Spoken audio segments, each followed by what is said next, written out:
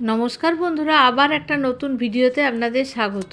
প্রথমে মাছগুলোকে নুন হলুদ মাখিয়ে নিলাম। ছোট চিংড়ি আনা হয়েছিল, আর একটা বড় লাউ ছুরির সাহায্যে এভাবে কেটে নিলাম।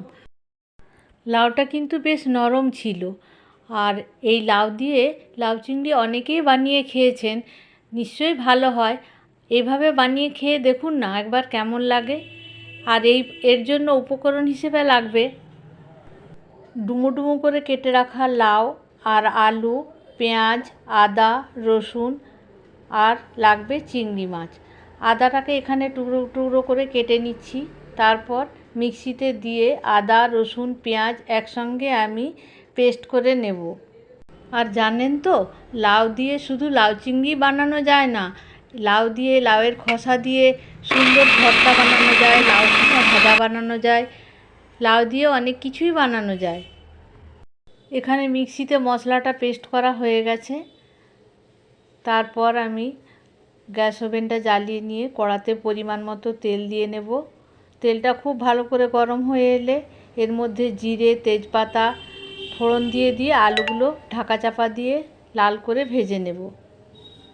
এই গরমকালে লাউয়ের তরকারি খাওয়া শরীরের পক্ষে খুবই উপযোগী, শরীর ঠান্ডা করতে সাহায্য করে। তারপর আলুগুলোর মধ্যে পরিমাণ মতো নুন হলুদ দিয়ে নিয়ে নেড়ে চেড়ে লাল করে ভেজে নেব। এখানে আলুটা প্রায় আমার ভাজা হয়ে গেছে, প্লেটের মধ্যে নামিয়ে নিলাম। আর যাদের অ্যালার্জি আছে, চিংড়ি মাছগুলোতে একটু লেবুর রস মাখিয়ে নিয়ে কড়াতে দিয়ে ভেজে নেবেন। চিংড়ি মাছগুলো বেশি ভাজার দরকার নেই, হালকা করে ভেজে নিলাম। তারপর কড়াতে পরিমাণ মতো তেল দিয়ে নিয়ে একটু চিনি দিয়ে দিলাম 1 চামচের মতো। তারপর জিরে ফোড়ন দিলাম, আদা রসুন পেঁয়াজ বাটা দিয়ে খুব ভালোভাবে নেড়ে চেড়ে নিলাম। টমেটো পিউরিটা দিয়ে দিলাম। এরপর সবজি মশলাটা 2 চামচের মতো এর মধ্যে অ্যাড করে দেবো। তারপর কাশ্মীরি লঙ্কা গুঁড়ো দিয়ে দিলাম একটু কালার ভালো হওয়ার জন্য। তারপর লাউগুলো দিয়ে দিলাম। লাউগুলো ভালো করে নেড়ে চেড়ে নিয়ে নুন হলুদ পরিমাণ মতো দিয়ে নিলাম। একটু ঢাকা চাপা দিয়ে লাউটাকে সেদ্ধ হতে দেব। তারপর আলুগুলো ভেজে রেখেছিলাম এর মধ্যে অ্যাড করে দিলাম।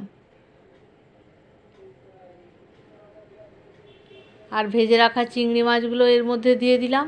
একটু কর্নফ্লাওয়ার গোলা জল এর মধ্যে অ্যাড করে দিলাম, যাতে তরকারিটা জল কেটে না যায়। তারপর গরম মশলাটা ছড়িয়ে দিলাম, আর 1 চামচ চিনিও অ্যাড করে দিলাম। আপনাদের চিনি যদি না লাগে দেবেন না। এটা একটু মিষ্টি মিষ্টি ঝাল মিষ্টি হয় তরকারিটা। রান্নাটা কেমন লাগলো কমেন্টে জানাবেন। সুস্থ থাকবেন, ভালো থাকবেন।